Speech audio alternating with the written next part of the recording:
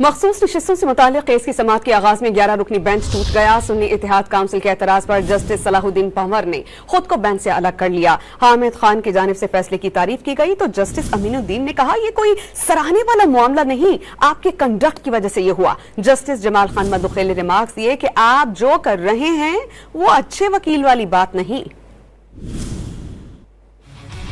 Case की समाअत के आगाज में ही जस्टिस सलाहुद्दीन पन्होर ने खुद को बेंच से अलग कर लिया, जिसके बाद मखसूस नशिस्तों से मुताल्लिक केस में बेंच टूट गया। जस्टिस सलाहुद्दीन पन्होर ने रिमार्क्स दिए कि सुन्नी इत्तेहाद काउंसिल के वकील हामिद खान ने गुज़िश्ता रोज बेंच पर एतराज उठाया था। हामिद खान ने उन जजेस की बेंच में शमूलियत पर एतराज उठाया जो 26वीं तरमीम के बाद सुप्रीम कोर्ट आए। हामिद खान के इस एतराज के बाइस बेहतर समझते हैं कि वो खुद को बेंच से अलग कर लें। वकील हामिद खान ने कहा कि वो जस्टिस सलाहुद्दीन पन्होर के इस इक़दाम को सराहते हैं, जिस पर जस्टिस अमीनुद्दीन खान ने कहा कि ये कोई सराहने वाला मामला नहीं है, ये आप ही के कंडक्ट का नतीजा है। हमने आपको इज्जत दी इसलिए आपको सुन रहे हैं, वरना हम आपको सुनने के मजाज न थे। आपको मौका दिया, आप उसका नाजायज फायदा मत उठाएं। जस्टिस जमाल मंदोखेल ने हामिद खान को मुखातिब करते हुए कहा कि आपके पास 10 मिनट हैं, बात करनी है तो करें, ऐसा नहीं है कि हमें सख्ती करना नहीं आती। जिस पर हामिद खान ने कहा कि आप गुस्से में लग रहे हैं, अभी केस मत सुने। जस्टिस जमाल मंदोखेल ने कहा कि वो जानते हैं कि कैसे काम करना है,